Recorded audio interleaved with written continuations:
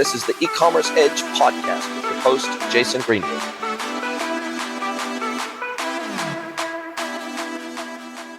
Hello, everybody, and welcome to another episode of the E-Commerce Edge podcast with me, your host, Jason Greenwood. And I have an incredible new guest to introduce to you today. And I don't think, out of nearly 500 episodes of the podcast, I don't think we've ever talked about this topic before, which is amazing because I've covered so many topics on this podcast before. But I would love to welcome Mr. Stephane TOUBOUL from WeGetFinancing. Welcome, Stephane. Thank you for having me. It's a great pleasure to be here. My pleasure to have you along with me for the ride today. And you were saying off air that you guys have gotten a little bit of snow there in New Jersey, and you said the temperatures are dropping on the old thermometer there.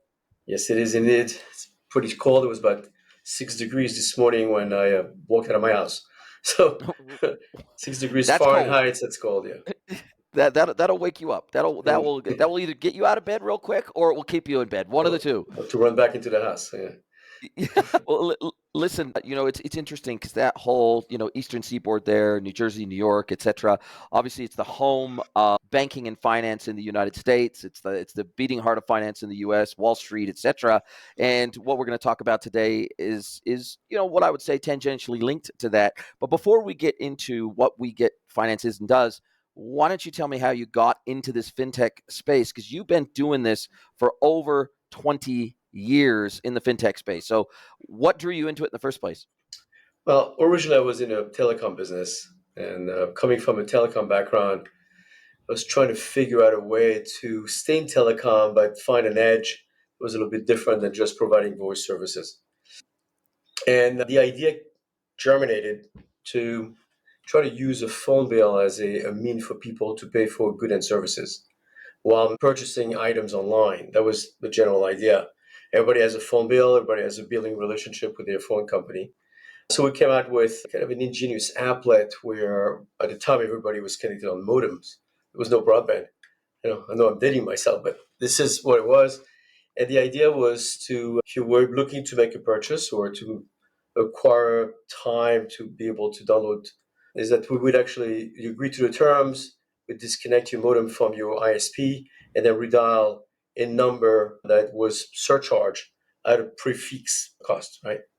And that took off very quickly, and then it became very popular. But clearly the technology changed, and we got into broadband, and then we try to figure out how do we stay in that space. Clearly there's billions of dollars being invested in infrastructure to build the internet.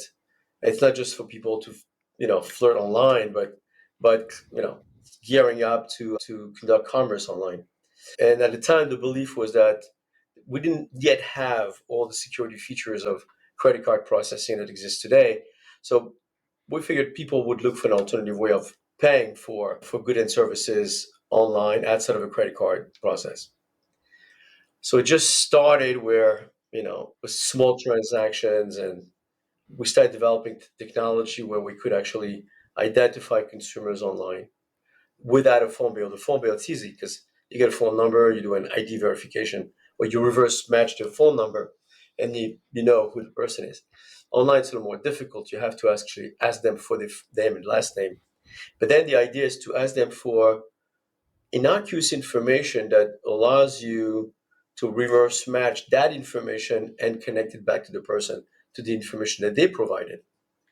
So we started to reverse match that information and connect it back to the for the last 4 digits of SSN. And the idea was that, what can we do with 4 digits of SSN? And we've developed technology behind it where we're able to actually, with the first name, last name, an address, the date of birth, and a cell number, let's say, to reconstitute the 9-digit social, and then being able to retrieve a credit report through a self-verification with the credit bureau about the person who's actually saying that they're looking to make this purchase, right? So that took a little bit of time to develop the technology, but once we had it really, fully developed and functional, we go, okay, now we not only do we verified that the person who they say they are, right? We also verify that they're over the age of 18 or 21, so that they are actually able to commit to a contract. And then once they want to make that purchase, then we need to make a credit decision whether we want to issue credit to the consumer, and then later on, so pay the merchant for the goods and services immediately, and then later on bill the customer, for the items that they purchased. So this is how it started, and that was the general idea. Clearly, there's a lot of trial and errors and a lot of time and research and development that need to go around it. But then we started also developing peripheral verification systems using cookies downloaded on the computers or the phone or the tablet, and developing a fraud detection system inside of it. And then we call that what we call it IQR. So the idea of the business is what to identify. That's the first part, right? So that part was done. We were able to identify. And the second part was to say, okay, we need to verify that this person is not only who they say they are, but they have the credit worthiness to be able to issue credit. So that's the Q, that's qualify. And then very quickly we came to realize that we could not be the one financing all these purchases. It's just too big. So we started going to lenders and saying to these lenders, look, I know we always looking for people to borrow money from you, right? I mean, this is why you mail, pre-approval, credit cards, and you advertise, come and borrow money from us, or Billboards, whatever. billboard and terms and condition and all kind of attractive promos of 0% for X amount of time. So clearly you're looking for people. And then most of these people do not qualify, right? What about if we were to feed you data of people that are looking to make a purchase now that fit your underwriting criteria, right? So all of a sudden the lenders are saying, you mean like everybody comes to us really qualified because you already pre-qualified them in your system? It's exactly right. And on top of that, when they go and qualify for credit from you, they're going to be using it immediately, right? So there, let's say you have a credit card process, a credit card issuer, and say we're sending all these application. We have to basically open tens of thousands of these application. Have the manpower to actually do this, and then only maybe 1% qualify. And of these 1%, if they qualify, they might not use it. They might use a credit card, put it in a drawer, and say, hey, in case I need it one day, we'll be using that. So they're spending all this money for consumer acquisition without really knowing if ever these people will ever lose the credit. And we come and we say, you know what? We're going to be feeding you all day long with consumers that fit exactly your underwriting criteria and that want to use that credit immediately to complete a purchase now, right? So we started lining up lenders, and the idea for us was to say, okay, a merchant, attracts customers from all walks of lives and credit types. So that means that if they have only one credit solution or one financing solution, there's no one lender that can cover the whole entire credit spectrum, right? Now, that not all lenders have the balance sheet to also be able to issue as much credit as needed. So the idea was to have redundancy. Let's say we separate the population into three credit types: prime, very good borrowers; near prime, and then subprime. And then we have multitude of lenders in each one of these categories. So now let's go and say, what is the business model? The business model is that we are going to be integrating our technology, our credit offering on e-merchant's website at the checkout page. So you can pay with a credit card, or you can, use WeGetFinancing. Customer puts items in the shopping cart, they're ready to check out. We capture all the information that's in the shopping cart. So we know the cost of the item, the cost of shipping, taxes, and so on. So we know what the ticket size is. We do the verification of the customer and fraud detection.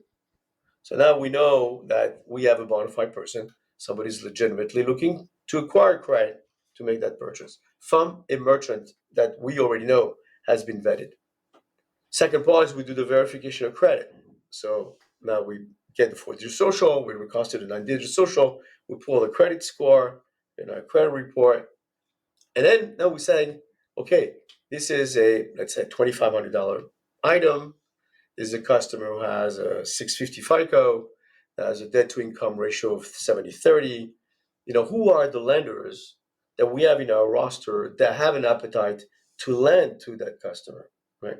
So we might identify one or two or three lenders.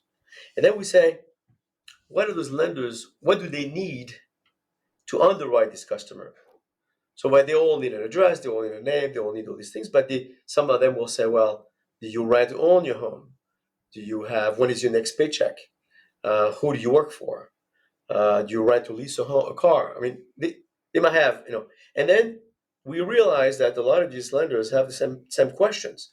But what we do is that we dynamically create a form that will encompass all the questions that will allow for us to submit an application on the behalf of the customer to these 3 or 4 or 5 different lenders without having to fill multiple forms, right? Because we reuse that information each time for each lender. So now we have the information the customer has entered on the dynamic form, if you want, all the information needed to satisfy the need for underwriting all the lenders that they qualify for, and only the one they qualify for. Then through an API, we actually send this information simultaneously to the lenders, and they come back to us with an offer. So when lenders say, it's a 36-month loan, this is 9% interest for 6 months, 0%. If they pay within six months, they don't have to pay any interest. The other one might say, well, it's a lease. The other one might say, it's going to be a credit card charge, or it's going to be an installment loan. I mean, it can be all kind of different program. Now the customer is presented with multiple offers, and they are the one that will choose the one that makes the most sense for them, right? Because the truth of the matter is that we don't know the situation of each customer. Someone might say, hey, we have exactly the same profile, the same FICO score, but one guy has 4 kids and a big mortgage, the other guy has no kids and no mortgage, and they have different ways of being able to repay the loan.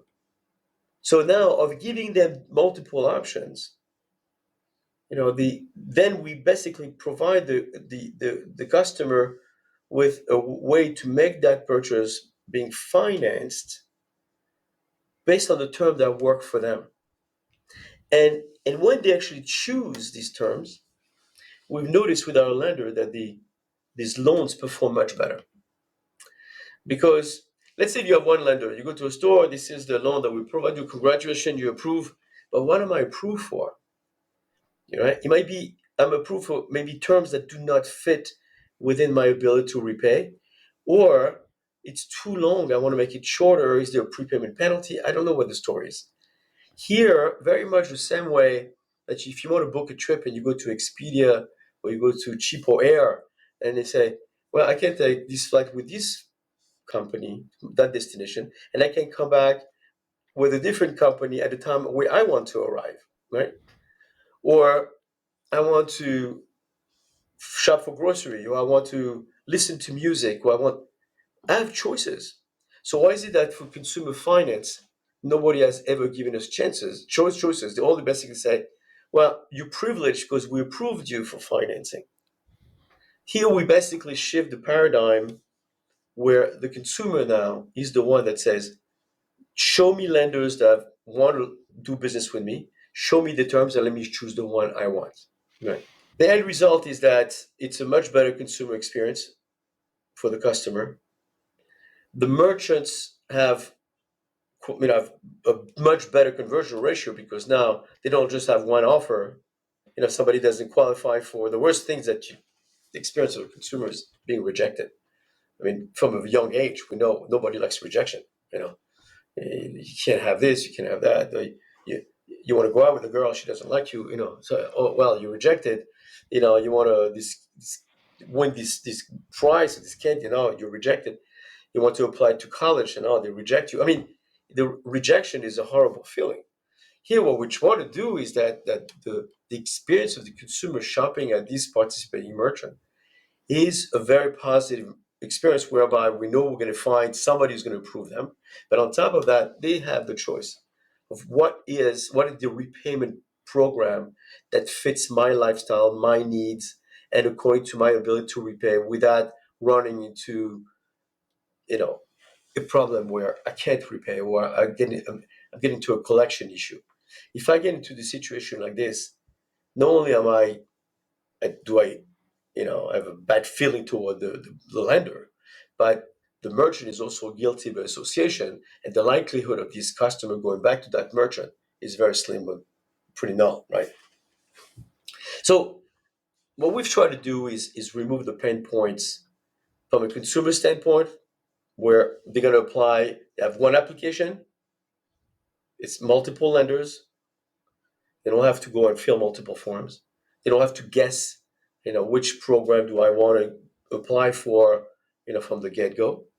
From the merchants, it's a much better conversion ratio and lowers the cost per acquisition, right? And for the lenders, we basically feed them only customers that they want to look at. So the merchant, the customer gets the terms they want. The merchant gets more customers, more customers to get approved and buy their goods. And now they don't, and on top of which, they don't have to worry about technology, don't have to worry about talking to lenders. We do it on their behalf. They can focus on doing what they're good at, which is to sell their goods. And the lenders get fed what they are looking for. And it makes the process really frictionless, and it's a positive experience all around. Because of it, the we had to build very robust technology, all cloud based. We adapt to not only compliance but technology and requirements from lenders.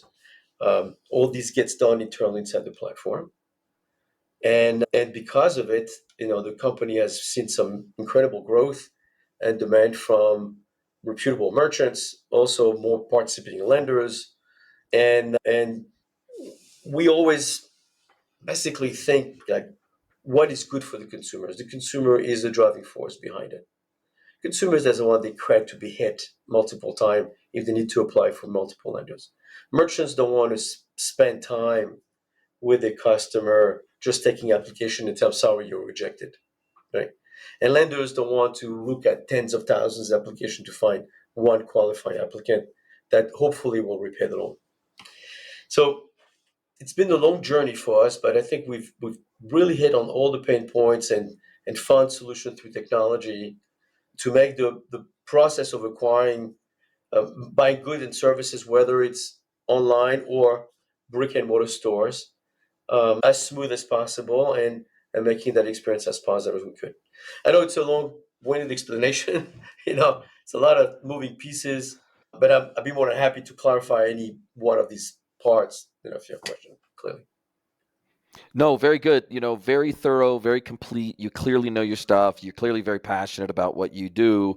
And if I was to sort of contextualize this for any, e-commerce merchants that may be listening to the podcast, I think of you almost like you're a combination of a payment gateway, you're a combination of an anti-fraud tool, you're a combination of a buy now, pay later provider. You're kind of a combination of multiple things, but all wrapped up in the concept of a simple plug and play payment gateway for the merchant. It's a simple plug and pay payment gateway option. They might have Stripe, they might have Braintree, they might have PayPal, they might have Klarna, they might have Afterpay, and then they can have you as an alternative payment gateway provider that can provide longer term credit under more flexible conditions than your average Afterpay Klarna type provider, where they provide fixed terms. They're like, okay, 8 weeks, 4 weeks, whatever it is, we're going to split this up on 4 payments, 6 payments, 8 payments, whatever it is.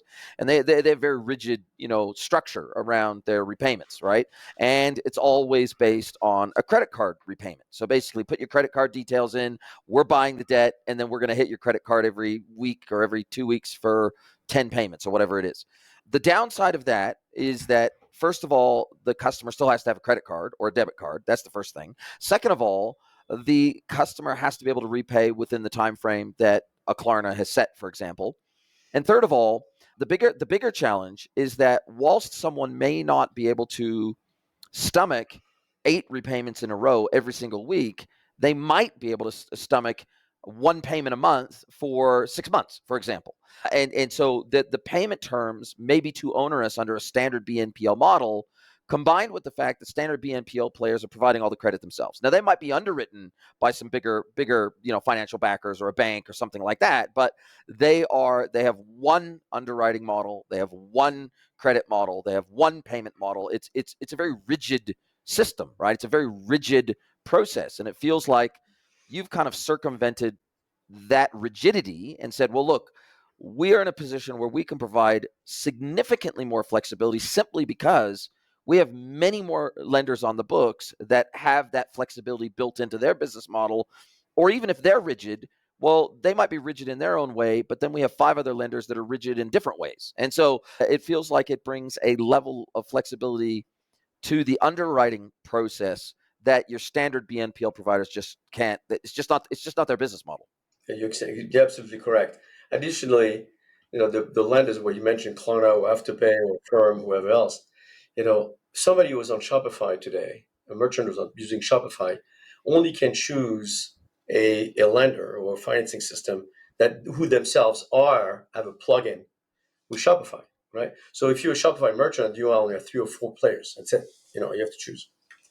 When we get financing, we do have a Shopify plugin, but then the lenders that participate with us are conventional lenders. So now a lender who has no connection whatsoever to a Shopify plugin can participate through our platform. And then typically, because they're conventional lenders, their rates will be much more attractive than a fintech lender, right? A fintech lender is a balance sheet lender with borrows money from a private equity at X rate, and they need to lend at Y rate to be able to have the margin necessary to be able to absorb X amount of losses, or what the risk management is. And as the economy became tougher, they became themselves had to contract their underwriting criteria, and then less and less people were approved. So people who might have experience with Firm or Klarna or Afterpay in a certain way prior to the economic downturn saw a much less attractive conversion ratio with these players, right? If by us bringing conventional lenders into the mix with lower interest rates, longer term, I mean, we cover from $200 to $20,000 instantaneously, right? And it's not 6 payments. It can be up to 60 months. So Yes. so the customer has that flex, and they're going to see offers. Do you want a 12-month? Do you want a 24-month? Do you want 36 months? And each lender might have different terms. You can borrow at 6% for 12 months, but if you borrow for 18 months, it might become 9%. And because this is how they manage the risk. So the Mm-hmm. customer has a lot of flexibility. The platform is very nimble. And all of a sudden, we're bringing lenders whose business is to be in the lending business, who have understood what it's like to be a lender for decades. I mean, they long, institutional lenders who understand the business very intimately. It's not like they're not a technology company that is a lender, right? They are lenders. This is all they Yes. do. And that's what we believe people should do. That merchants should be merchants, lenders should be lenders, and all we do is basically we matchmakers. We use technology to Well, you're a lender marketplace is what you are. pretty That's how much, that's how I see you. yeah, it's like the lending tree, or like I said, Expedia for travel, or we're just connecting the dots, but we're doing this very well so that everybody can be excellent at what they do, as opposed to you're a merchant, all of a sudden you need to have an IT team, and you need to have a CFO that talks to lenders and maintain a relationship, whether it's Synchrony or Firm or Klarna or Bread or whoever else is out there, to understand what the restrictions are and try to make sense of all the statistics. And then sometimes you'll arrive to a merchant who have a right idea. I mean, they'll have multiple lenders, but then when the customer gets to the checkout page, they have a smorgasbord of buttons. And how do I know what's the difference as a consumer? What do I know the difference between Catapult or Sezzle or Afterpay or Klarna? And I mean, all these buttons are there, and so you're going to try one, and if you Yeah. get See what the rejected, terms are, and then you got to go back, click a different one, see what the terms are. what was the likelihood of the customer coming back and applying again if they've been rejected? Probably not. Yeah. And when they're going to Yeah. open a second browser and start doing research, well, who is that lender? What do they do?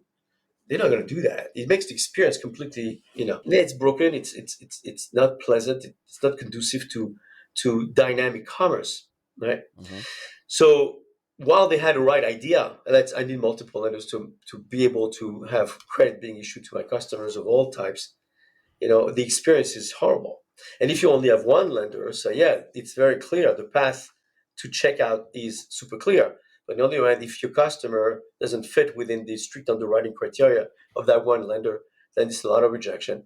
And I mean, when a customer gets to the checkout page, this is the holy grail for a merchant. Yeah. A merchant, They paid a lot of money to get them to that point, usually. not only they paid a lot of money for that lead, for that customer to be, Yes. but they had to build a business.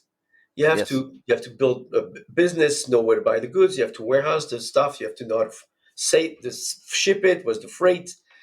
How do I collect the taxes? How do I inventory the goods? How do I make the shopping experience pleasant? Was my click through? There's a lot of stuff that goes into this. So when the customer is actually putting things in a shopping cart and they go to the checkout page, they provide all the information of where they want the goods to be shipped. And finally, now that merchant is trusting us with what he dreamt about. This is what I built this business for. And he sent him to you and he trusts you with it. And you decline the guy. Mm. What a letdown. Yeah. And why would a merchant want to stick with a solution that does this? But surprisingly, we talk to merchants sometimes and they say, but I have a firm and it's fine. Well, do you really know what happened at a checkout page? How many people got approved? How many people Or how actually? many abandoned carts do you have, and how many of those abandoned carts were down to the fact that they couldn't have a payment method that worked for them? I don't think a firm provides them with that information, but they should be smart enough to realize that how many people actually got to the checkout page, and if they didn't But choose a abandon their card, cart what at the happened? checkout or at the cart. That's right. It's a bit of an education for the merchants, but we're here to kind of, you certainly helping now, for us Yeah. to explain what it is that we do, and we think it's unique, and I think it's really could be really disruptive to the market. Buy now pay later has grown by leaps and bounds. I think there's the growth, about 43% growth from 23 to 24 in terms of usage of buy now pay later versus credit card. The credit card is still probably the easiest way to check out, but on the other hand, if you need your open credit to buy grocery and put gas in your car to go to work, you don't want to use it with a $2,500 purchase that you're not Yeah. going to be able to pay at the end of the month encumbers Yeah. your credit. And because credit card company compound interest daily, what they tell you is 19% interest, probably 42, 45, 50% interest. By the time you compound the interest on that purchase, I said the fact that you might have bought a sandwich for lunch with that credit card, and then you bought a mattress also on that credit card. So by the time you're done paying the interest on it, you don't know what you're paying interest on. It could be that Yes. a sandwich you digested 2 years ago, you're still paying for, right? Yes. On the other hand, Very true. if you get an installment loan, for that mattress for a 36 payment, by the time you make that 36 payment, that mattress is paid for, and you know exactly what you paid. Yes. Yes.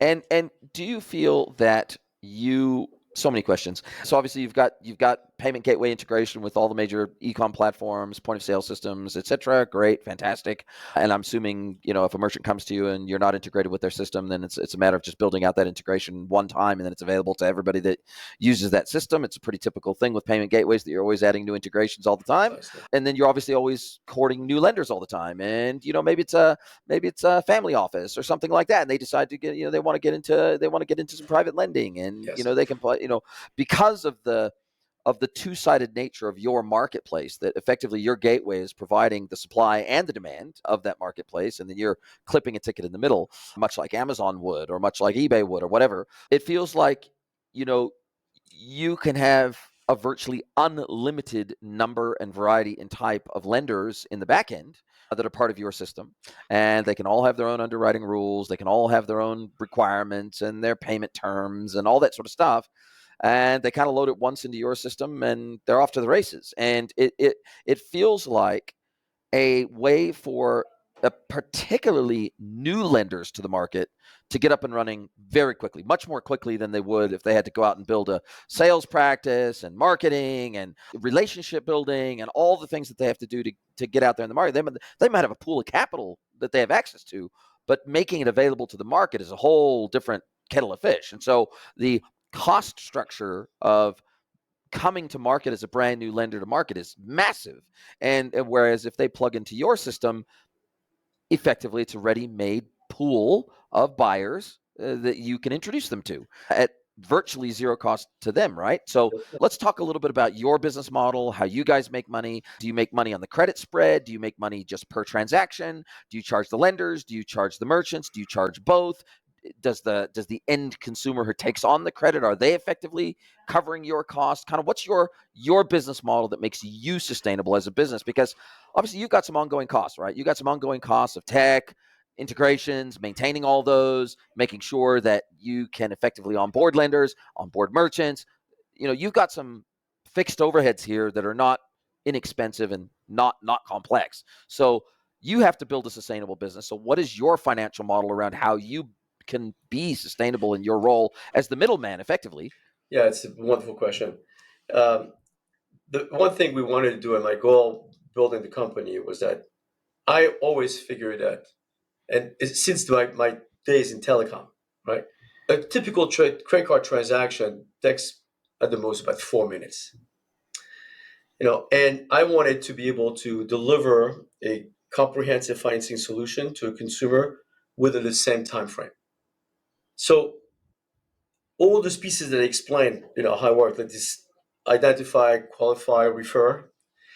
The longest time is just for the customer to provide the information. Everything is rolled down menu. It's not like they have to type there's not a lot of keystrokes in there. But the customer is in front of an offer within 4 minutes. I mean, that's basically the idea, right?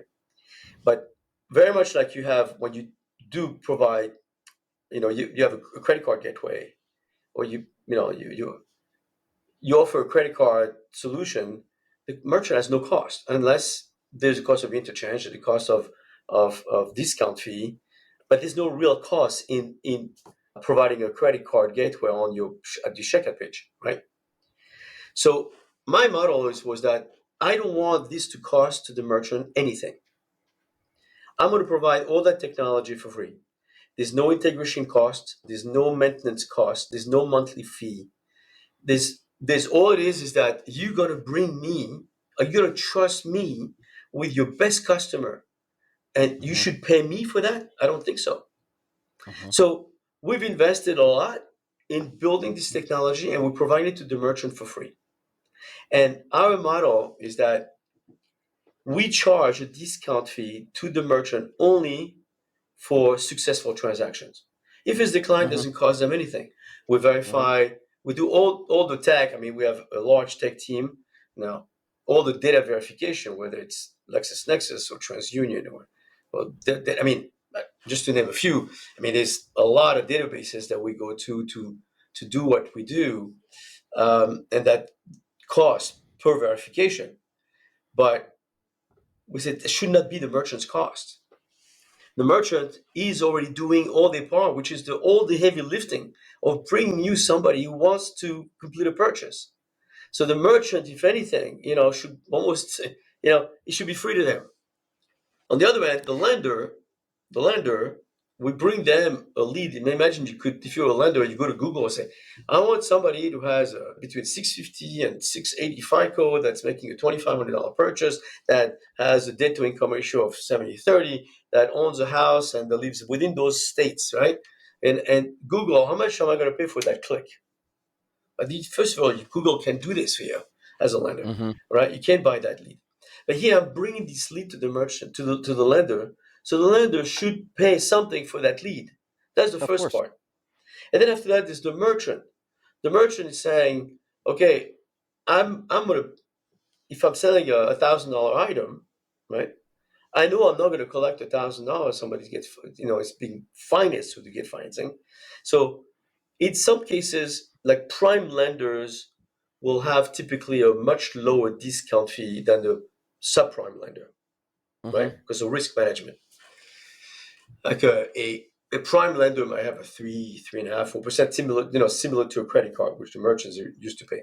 But a subprime lender might go into the double digits discount fee, right? So we didn't want to have a complex accounting system where we say, well, if it's your customer qualify for this prime lender, so we're taking 3%, but this is for 11% discount, 12% discount. So what we did is that we blended it all together. We take all the statistics over a very long period of time and see what happened and how it works. And we came up with a number like it's a 7% discount fee. No matter what, who's the lender, doesn't matter. Your customer is near prime, subprime, you as a merchant shouldn't care. But your discount fee is 7%. If you want to build a promo on top of it, let's say 0% 6 months, then you'll pay some extra cost and depends on really how the program works. But typically it's a 7% discount fee. So you get 93 cents on a dollar for every sale. But those, now again, we're going to get you customers that otherwise would not have bought from you. If they're going to pay with a credit card, they would have paid with a credit card. That's Hmm. that's the we're not cannibalizing credit card sales. If somebody's Hmm. going to pay with a credit card, they want the points, they want the miles, they want all these things, so they'll pay with the credit card. But if they can't put on the credit card, right, then no, those customers are customers you would not seen otherwise. And if you Hmm. had only one lender and they would only approve people within a certain range, then all these people that we bring you as customers actually pay for themselves. So if anything, because of you're looking at as a merchant, you look at your cost per acquisition. How much does it cost me to acquire one customer? And then you look at how much profit margin do I have. So my profit margin is not the same if I sell 5 items than if I sell 100 items within the Yeah. same time, right? So we Hmm. raise your profit margin, we lower your cost per acquisition, so the discount fee becomes almost irrelevant at that point. But it's based on performance, meaning that the merchant can put us on and take us out. There's no obligation on their part to keep us if it doesn't work. Or they can have it within certain rules. So they might say, okay, well, look, unless the cart is $500 or more, we don't want to display you as a payment method, or more than $1,000 or more, right? Because I mean, obviously, a 7% merchant fee is steep when you compare it to 2-3%, maybe 3.5% for a credit card merchant fee. 7% easily double probably what they're paying today for credit card merchant fees. But as you point out, most likely the customers that you help them secure, they're bigger baskets, they're customers that wouldn't be able to buy from you anyway, and they're customers that would abandon their cart ultimately at the end of the day. Yeah, but we're not different. We're not more expensive or less expensive than another buy now pay later situation.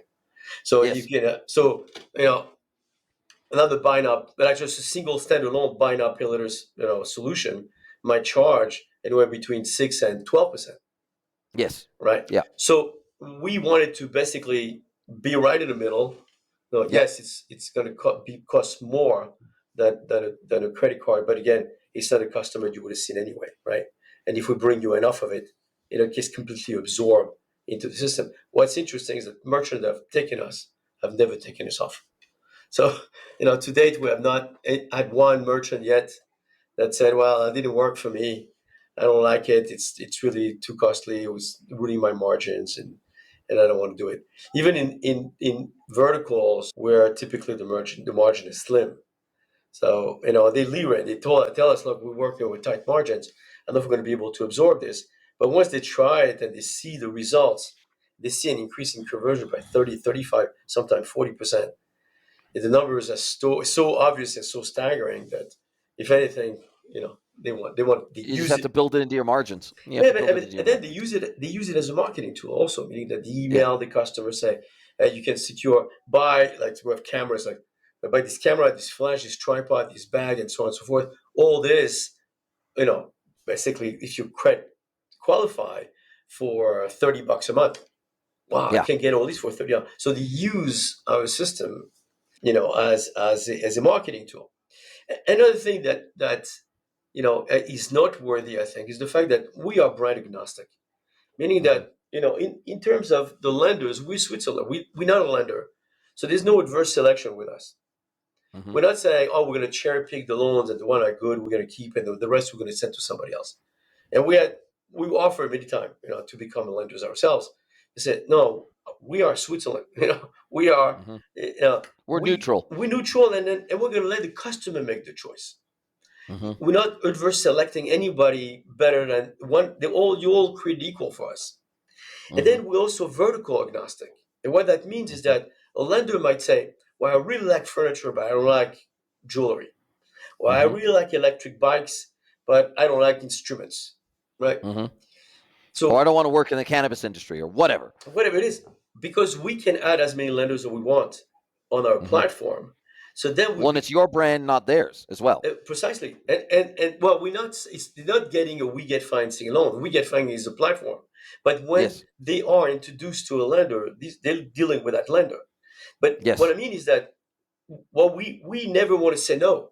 We want to say no to every customer, and we want to say, or we don't want to say no to any merchant. So if you're a merchant that sells, you know, goods and services, or like, like items that might be considered more high risk, let's say like jewelries is high. Mm-hmm. They consider high risk because it can be monetized in the street quickly. So fraudsters Mm-hmm. love that stuff. So first, our fraud detection system is going to filter them out. But on Mm-hmm. the other hand, we'll have we'll have multiple prime lenders so that Mm-hmm. we can have all those verticals being serviced, multiple near prime lenders, multiple subprime lenders, and we always will be able to find, a solution, a multi-lender solution to merchants, regardless of the vertical and regardless of the ticket size, up to Mm-hmm. $20,000 instantaneously, right? Mm-hmm.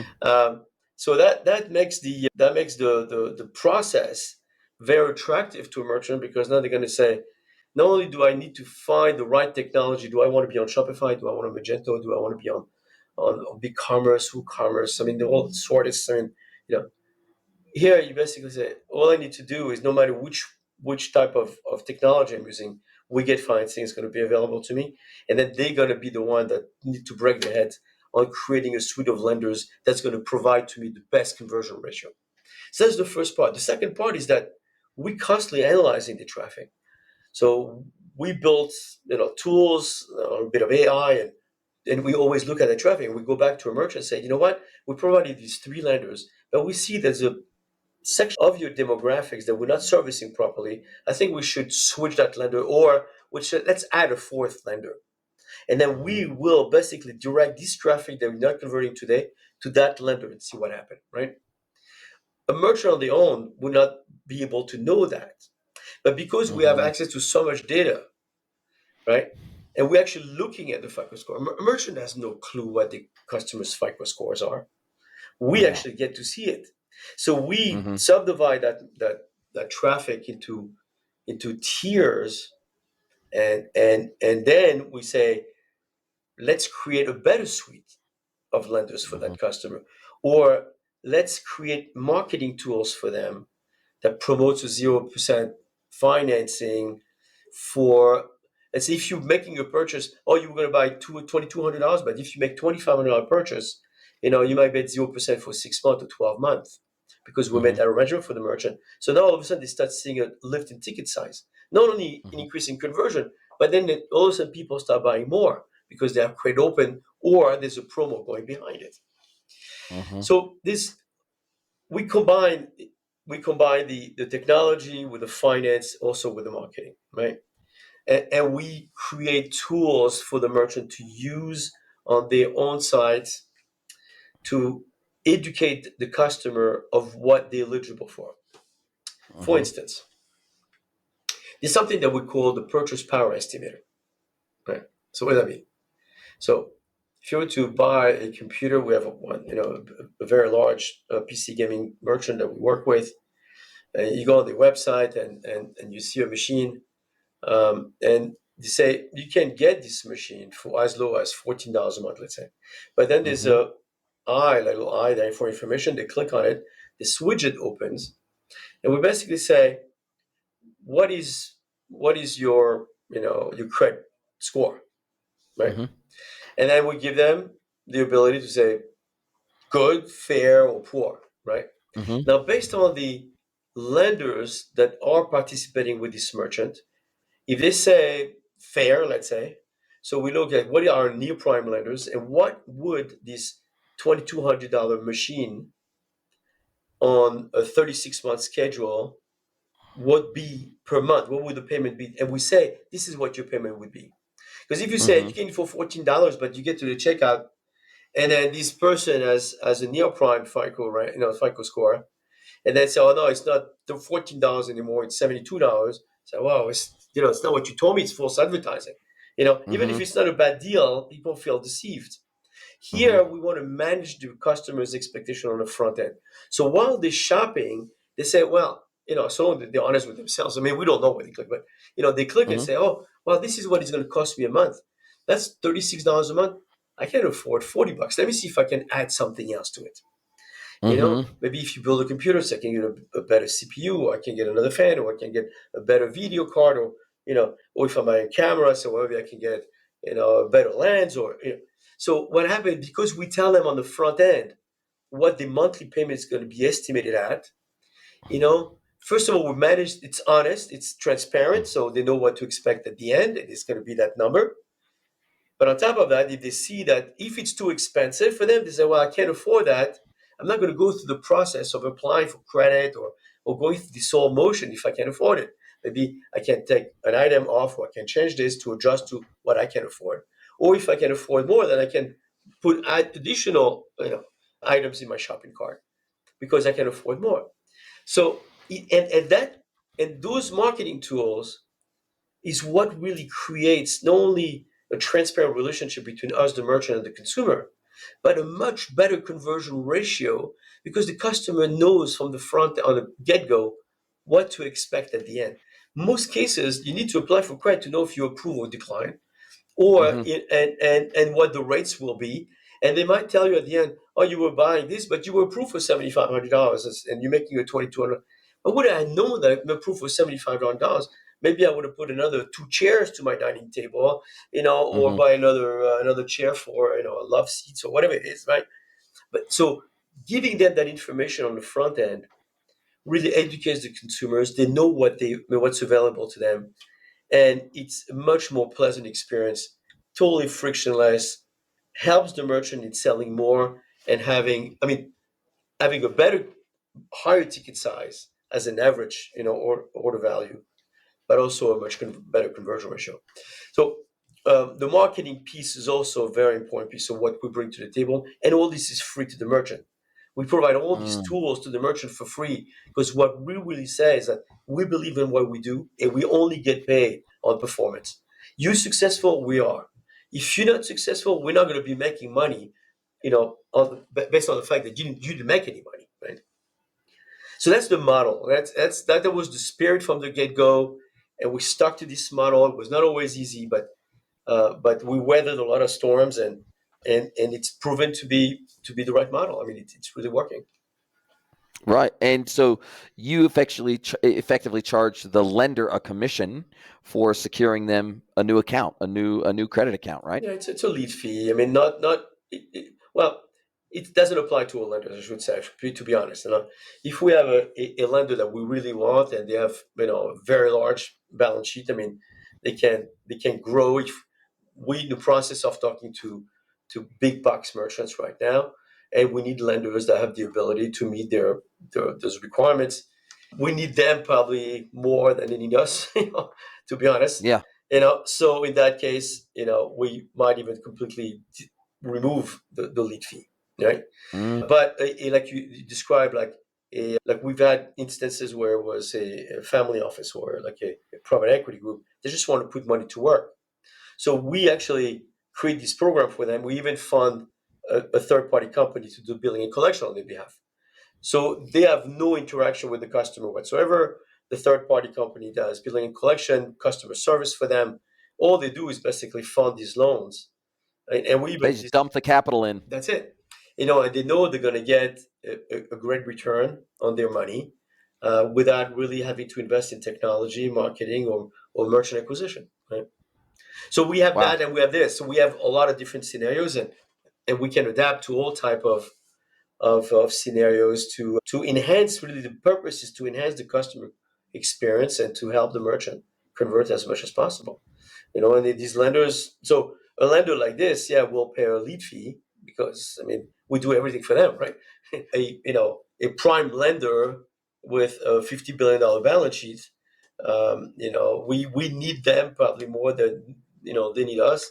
They're already up there, but even though we bring them excellent traffic and it's very good for them, but we're not going to let that be a deal killer, because so the model is nimble. The model is flexible, and we're still at the stage where we're building our bigger, or our lenders roster, and we're trying to attract very high volume and high quality merchants. Another thing that we've done, and it's so that's for goods and services, good, just physical goods. Another thing we've done is that we've developed a financing process for services. So services can be, accounting, legal, or dental, LASIK, cosmetic, and so on and so forth. And so we wanted to start with one pilot, and let's try to see how we can make this work. The vertical that we chose to work with is tax resolution. So tax resolution is a is an industry, that is needed. I mean, I don't know if you maybe we should talk about a bit what the tax resolution is, but because not everybody might know what it is. Tax resolution is if somebody receives an audit or a letter from the IRS and say you owe 50,000, 100,000, and they need a representation. Now, it's just sometimes it can be very scary. It doesn't mean that you owe a life event. They got divorced, they were sick, they were in the hospital, they lost their job, and because of it, they didn't file the taxes. Right? But the government, after a certain amount of time, will file the taxes on their behalf. But they will file these taxes to the government's advantage, not to the consumer. So there's a lot of deductions and things that are not being taken into consideration. So when the customer says, "Oh, you owe us $100,000," they might not owe 100. They probably owe something, but they not owe that much. So and it's very hard to represent yourself with the IRS. It's a scary experience. So there are firms, accounting firms, for instance, and purposes, specialize in tax resolution, and they represent that customer. And typically, the fee is about 10% of what is. I mean, it's not always. It's a rule of thumb, but 10% of what the government tells you that you owe. So if Yeah. you owe 100,000, your fee is going to be to these people about 10,000, right? Now, not everybody. If somebody who has an issue like a tax problem and they have a life event of this type of thing, they might not have $10,000 available to pay up front, right? So we've developed a system where we can actually provide financing for a customer who needs tax resolution, services, even though it's a future deliverable. And what I mean, the difference between like you buying a phone, you give your money or you qualify for financing, you take the phone home, that's it, you got it. But in services, you're going to pay up front for something that's going to be delivered to you over time. Right? So if you Invisalign, people say, "I want straight teeth," it's going to cost you X amount. Installments or retainer or whatever it is. Whatever it is. So with tax resolution, the tax firm still needs to have probably sometimes 6 months, a year worth of work. And they'll refile the taxes. They'll do first of all they get a power of attorney, so the IRS is no longer talking to that person. They're representing them. So it's a big lift off this person's shoulder. And then they're talking to this tax firm, and the tax firm will file the tax return, and then say, "Hey, let's negotiate some compromise of some sort." So Settlement, whatever. a settlement and a payment plan and so on. Yeah. And it makes it much easier for the customer to for the taxpayer to handle this through a knowledgeable accounting firm to do that on their behalf. But that product needs to be paid for. They need to, in order to provide the service, it needs to be paid. Right? So we provide the financing. And what was interesting with this is that originally when we started talking to lenders, it was very counterintuitive because they said, "Hold on a second, this guy has a fiscal problem." Yeah. Now, if they have a fiscal problem, why are they going to repay us? I mean, clearly they haven't paid the government, right?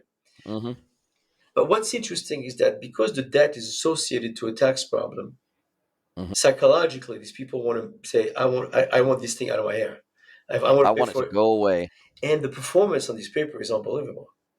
Right? Wow. And because we offer a multi-program, multi-tier program, from going from again prime to all the way to subprime, and we have a lot of subprime there.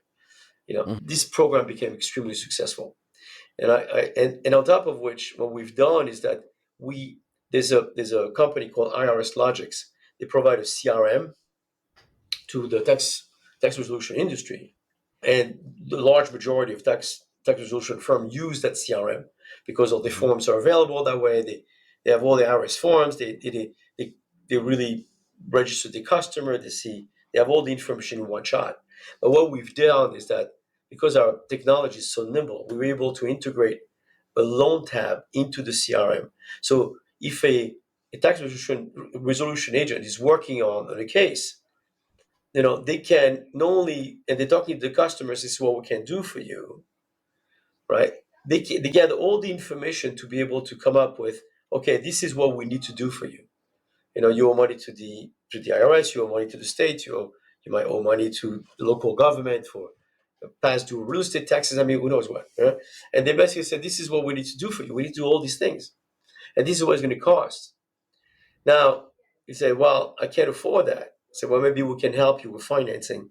And they don't need to go to a separate platform to log in. Apply or anything. It's right there. They basically, when they click on the loan tab, we capture all the information that were already entered on the CRM. And now we know the name of the first name, last name, social, all this stuff. Everything gets migrated directly to us, to Mhm. WeGetFinancing. And then we process the application with the lender and provide them with instantaneous offer. So it makes that whole process of closing that sales process, if you want, The loop. Yeah, it closing the sales loop. closes the loop, and financing has really helped a lot of these tax resolution firms to get a real lift in their volume because not everybody can afford to put it on the credit card, right? So what we've done with tax resolution is demonstrate that the platform adapts very well to services, not just to Mhm. physical goods. So now the program is that we're going to start growing into medical, into dental, into Mhm. other services. But and as you know, I mean, there's a huge market out there. It's people know Care Credit and they know other some other lenders, but not everybody. Most people don't qualify for that. So it gets the same thing. It's the idea of providing a full credit spectrum offering, not only for good and good like physical good, but also for services. And I Mhm. believe that can be. I mean, that's the division of the company I think is going to grow very big. Love it. Love it. Man, an hour is absolutely blown by. We've covered so much good ground today, and you clearly know exactly, you've cornered the market. Do you have first of all, do you have any competitors in the market? Because I've never heard of anybody else doing what you do. I mean, very few companies operate in a competitive environment of one, but I haven't heard of anybody else even remotely trying to do what you do apart from the major buy now, pay later players, obviously trying to do something somewhat similar, but certainly don't do what you do and the way you do it. Do you have any competitors in the marketplace, and what's next for you? Is there any other features or functions your merchant Yeah. customers are asking you for that you don't do yet that you want to add to the platform?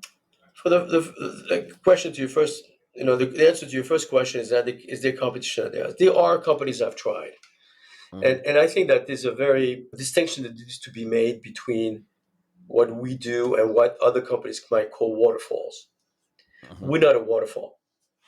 A waterfall is I'm going to take an application, and then I have lenders on the other side, and I'm going to start pinging these lenders one by one. So, and once one of them come back and say, "Oh yeah, I can issue this loan," so they send that to the customer. So what happened is that the customer doesn't have multiple choice. No, it's They, like if you walk into a car dealership. First one that's going to give you credit, that's who you're going to that's the one, take the credit from. right? So the downfall. I mean, the first problem for the consumer is that the credit gets hit every time.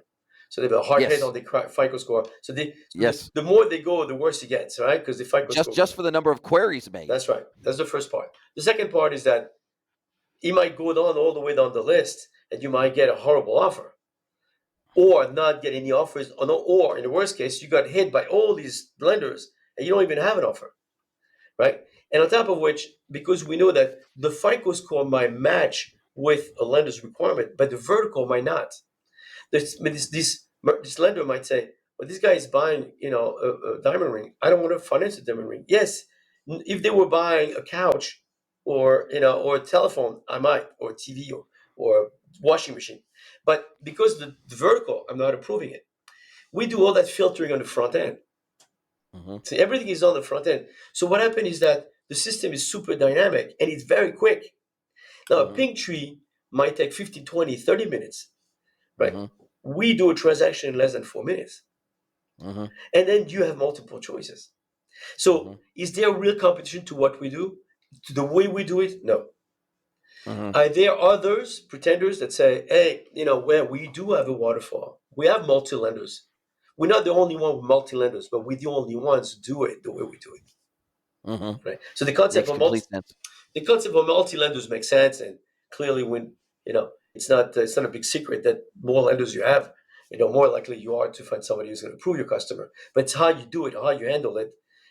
Doing all the expensive part in our business is the identity verification and qualification, The ID. qualification. Yeah, for sure. That's the expensive part in data and in computing and in Yes. programming, and and all the front end. API connections, everything. That's Yeah. that's the part that's expensive.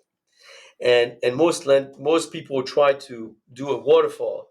They don't want to say we don't want to pay for all this. We want to say let the lenders pay for it, right? So we're going to pay these guys, and by cutting corners, they end up providing a horrible experience, and there's no traction. Nobody has been successful doing it. And there's one Mm-hmm. company out there called Charge After, actually, and they are a waterfall, but they've been able to really get big names behind them, and they raised a lot of money from VCs. We completely self-funded. We bootstrapped the company. There's no VCs in our company, but so they raised a lot of money, and then they got, lenders like Citibank, and they got big merchants to participate. Thing is that I don't know how successful they are because I don't see them in many places. I've had many meetings with Citibank myself, and their requirements are so stringent that it makes the process of working with a big institution like this very difficult to integrate into a modern and dynamic, Dynamic system. frictionless system. Yeah, Yeah. you have to Yeah. go through their process and adapt your system to theirs. They won't adapt theirs to yours, and understand why, because they're working with big legacy systems, and it's very hard to adapt to something that's completely cloud based, super quick, dynamic, Near real time. near real Yeah. time. Yeah, Very hard. so that's very hard. So you know near real time will give you a problem. I think they did a great job in building this, but I don't see how much they can scale with that process because of the restriction. So working with large banks like this. And if people want to, if a merchant wants to find out more, they want to contact you, I'll drop a link to your LinkedIn profile into the show notes. But if they want to learn more, and I'll of course link to your website as well, your WeGetFinancing website, WeGetFinancing.com. I'll link to that website as well. But if they want to learn more, if merchants, I don't know, they're working in the furniture space and they're running Shopify or something like that, they want to learn more about how to integrate with you, what's involved, kind of what their cost structure would look like. What's the best way to get a hold of you and have those I discussions? think the first thing on our website, there's a video gallery that educates. We've spent a lot of time in building content and educating merchants by subject. Our VP of Sale here, Kitty Galvin, is extremely knowledgeable. She really became a real expert in the payment space and the consumer credit arena. So she's recorded a lot of videos, so merchants can go and actually watch those videos. I encourage them. We have a very interesting blog also on our website, so merchants can really spend a little bit of time and see if this makes sense to them.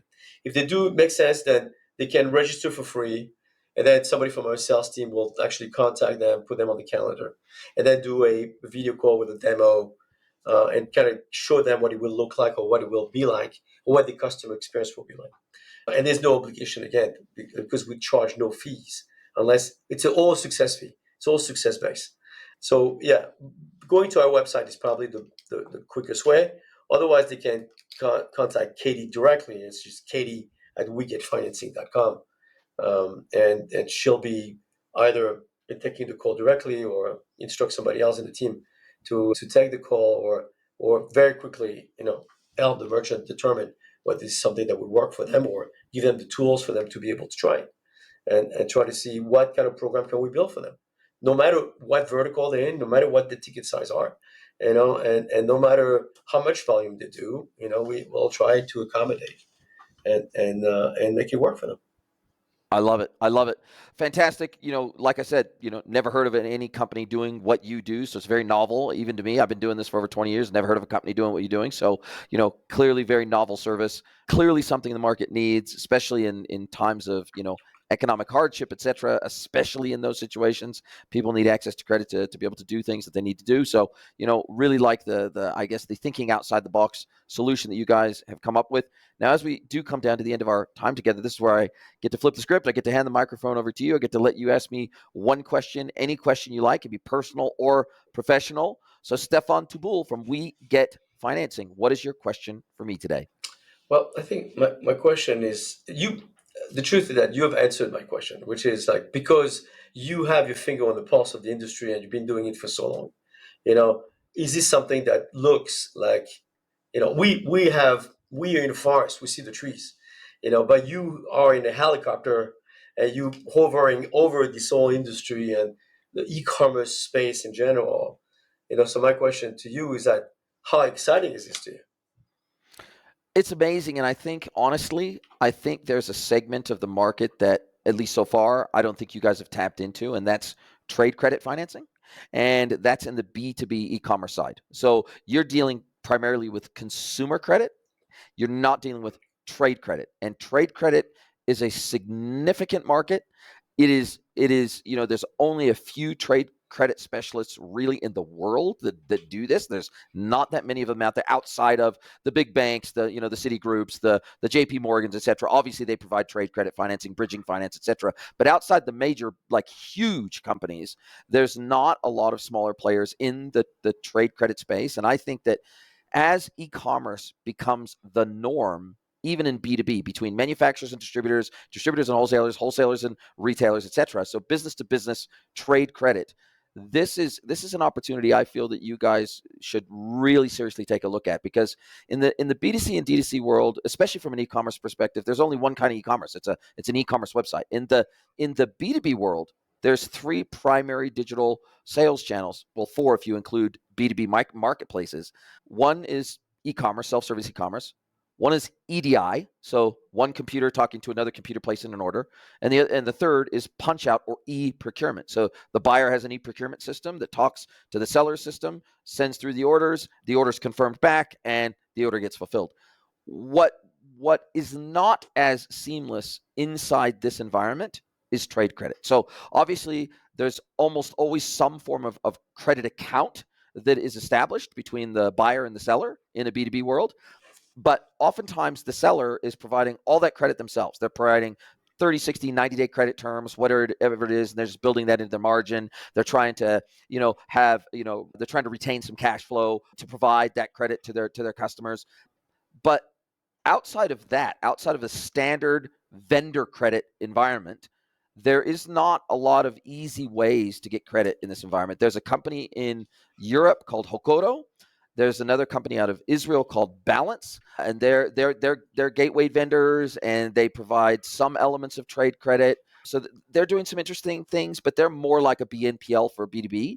And so I feel like there is an entirely new market here for you, which is the B2B commerce world that you focused exclusively on consumer credit up till now. But I think the trade credit environment, to me, is even more interesting, because that's what actually greases the world of every transaction before the product gets into the consumer's hands. Mhm. And that's an even bigger world. And so that, to me, is very interesting. Yeah, I mean, it's fascinating what you're saying, because the beauty of it is that the platform can be adapted to any type of trade. So it can be a B2C, it can be C2C, it can be trade credit. So the platform, the motor the engine is built. So we can Yes. just adapt it to any which way we want. What we're working on right now is like matching dead buyers with merchants who are holding their own paper, right? So Hmm. we building this process now where in pretty much in real time, merchant will be able to put up their accounts receivables, all the Yeah. paper that they're holding, and have Yep. dead buyers come and actually buy them. But trade credit is definitely something that we're going to be looking at in the down the line. the B2C part of what we're building right now is so tremendous, and the opportunity is so close, right? I mean, Yes, the market is ripe for it, and we built for it. So we're going to focus on that for now. But I agree with you 100% that trade credit is a huge market, and we could access it with the right players, with the right partners. We could make this work just without really having to do much of a lift in technology because most of it has been built anyway. Yeah. exactly. The only change that you might have to make is that you would have to build out integrations with B2B focused e-commerce Of course. platforms instead, or punch out platforms or EDI platforms instead of, your standard retail Yeah. platforms that you're working with today. Yeah. So you'd want to build out with Orocommerce and VTEX and, Better Commerce and other B2B focused e-commerce Right. platforms, and EDI Yeah. platforms. But other than that, I think that, if you integrated also with into e-procurement platforms like a Jagger or a Coupa or something like that, to where you're actually providing the trade credit directly to the buyer at the point of PO generation, then they then are effectively a cash buyer by the time they get to That's right. to the manufacturer or the distributor they're buying off of. They become a cash buyer, and in that scenario, they can leverage better terms, better price lists, better everything, because they don't need trade credit from the vendor. And so this becomes a better negotiating point for Of them when course. they say, look, we're a cash buyer. We're going to pay, basically, when we place this order, you're getting paid. You're getting paid, or you're getting paid in 5 days or 7 days, or Yeah. whatever it is, not 90 days or 120 days, right? And so this is a big, big difference. Yeah. I mean, one of the things, the next stage for us was to, because we are bringing so many merchants into the fold, is start doing credit to merchants. Meaning, so it's not necessarily trade credit, but have the ability to issue a business credit to our merchants. Yes. So Yes. we're very much like, there's all type of companies out there that that do B2B lending.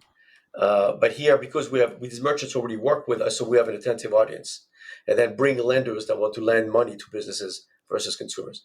So that's the next stage of development. Once we get enough of a market share of the B2C, I mean through the merchants, the both in physical good and in services, and then the next stage will be to doing business loans to our captured already participating merchants. Yeah. I Especially love it. because What especially because we know how much they're selling. I mean, exactly. we know exactly what the volume is, what they're doing with the one issuing credit. We don't know the credit card piece, but we have enough insight to know what kind of volume they're generating. So we can have backup documentation to the lenders to justify why they should be able to give a loan or cash advance to that merchant in order for them to grow their business. Yeah. I love it. I love it. Listen, fantastic talking with you. It's been super enjoyable and Thank you. super, it's been a learning experience for me. So I really appreciate it, and I can't wait to speak to you again soon. Thank you very much for your time and for your interest. And also, I'm looking forward to continuing this exchange. Are you a B2B or D2C e-commerce merchant? Then head over to greenwoodconsulting.net to learn how we can help you scale your business.